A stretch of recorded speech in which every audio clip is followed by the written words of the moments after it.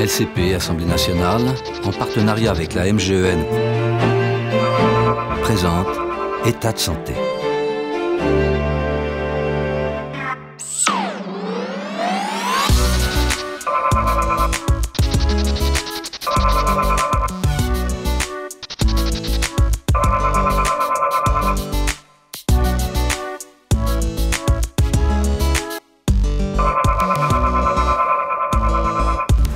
Bonjour à tous, le pétard, le joint, bref, le cannabis est-il inoffensif?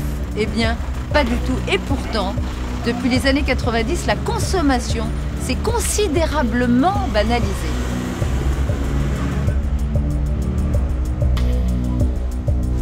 Alors regardez ce graphique, la consommation du cannabis a doublé en 20 ans.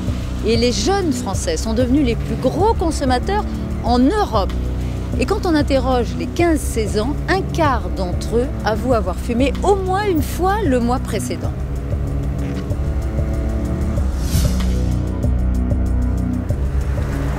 Avec cette surconsommation française, la prise en charge de l'addiction au cannabis est devenue une priorité en termes de santé publique. La consommation de cannabis a des effets néfastes tout à fait identifiés. La somnolence, l'apathie, les problèmes de concentration. Beaucoup plus grave, il peut amener à des troubles psychiatriques comme la paranoïa ou la dépression. Et dans le même temps, le cannabis soigne. Oui, il peut servir de médicament pour soulager les effets de certaines maladies graves comme le sida, la myopathie, la sclérose en plaques et même certains types de cancers.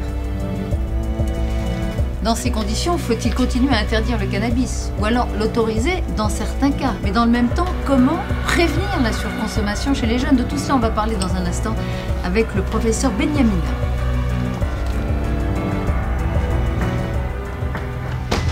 Amine Benyamina est professeur psychiatre addictologue, responsable de l'unité fonctionnelle d'addictologie à l'hôpital Paul Brousse à Villejuif. Il est co-auteur de l'ouvrage Promis, demain, j'arrête aux éditions Michel Lafon. Il plaide pour un usage thérapeutique raisonné du cannabis, mais souligne ses effets délétères, particulièrement chez les jeunes.